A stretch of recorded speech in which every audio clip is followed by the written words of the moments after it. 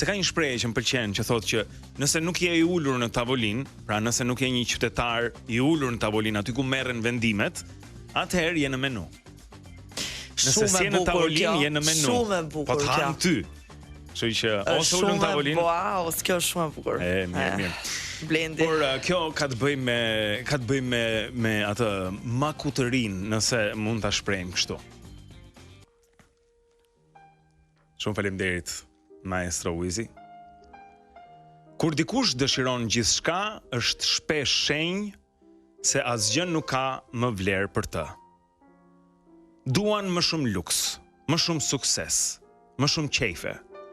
Por në fakt, nuk po ndjekin përmbushjen, po ikin zbrastësisë.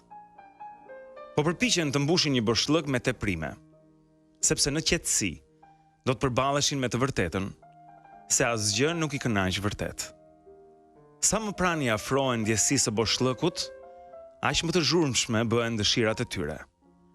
Jo sepse e dinë çfarë duan, por sepse kanë frikë mos u mbarohen dëshirat, e mos mbeten pa qëllim tjetër për të ndjekur, pa një kulm të ri për të arritur. Ndaj mbeten të uritur për gjithçka. E bindin veten se arritja e radhës, marrëdhënia e radhës, apo vjedhja e radhës do të jetë më në fund e mjaftueshme. Por nuk ndodh kurrë, sepse zbrastia e brendshme nuk mbushet dot as me para, as me sende.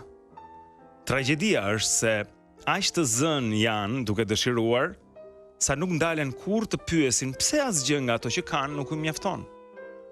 Pse boshllëku vetëm vazhdon të zgjerohet? Pse më të uritur se ata që s'kan të hanë, janë ata që s'kan të ngopur?